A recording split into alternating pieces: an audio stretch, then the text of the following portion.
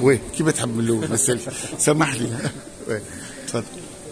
Bien, la visite effectuée le mois de décembre dernier au port de Radès, c'était dans le cadre du suivi régulier de nos infrastructures portuaires et particulièrement le port de Radès qui dessert certains opérateurs économiques et contribue activement à une grande partie du trafic en exportation et en importation de l'économie tunisienne.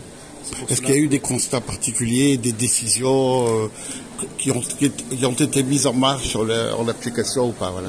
Effectivement, c'était à partir des constats qu'on est parti. Par la suite, on a juste au lendemain de la visite, on a organisé une réunion dans le cadre de laquelle on a réuni toutes les parties prenantes intervenant dans le port de Radès et on a arrêté un plan d'action. Ce plan d'action a été assorti de certains délais avec des responsabilisations, des responsabilités bien claires assignées à chacune des parties intervenantes et un suivi régulier a été effectué suite à cette réunion. C'est pour cela que si vous allez effectuer maintenant cette visite au port de Radès, vous allez constater le changement.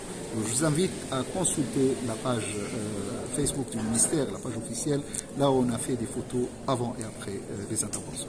Pouvez-vous nous citer un point phare, par exemple, au niveau des améliorations?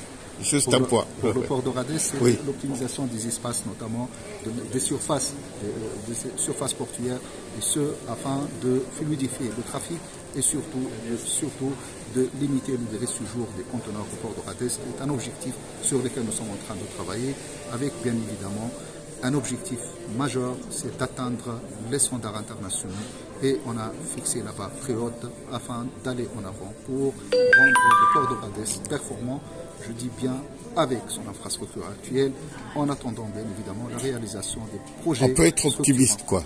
On doit toujours l'être, on n'a pas le choix en tout cas. Merci beaucoup. Merci.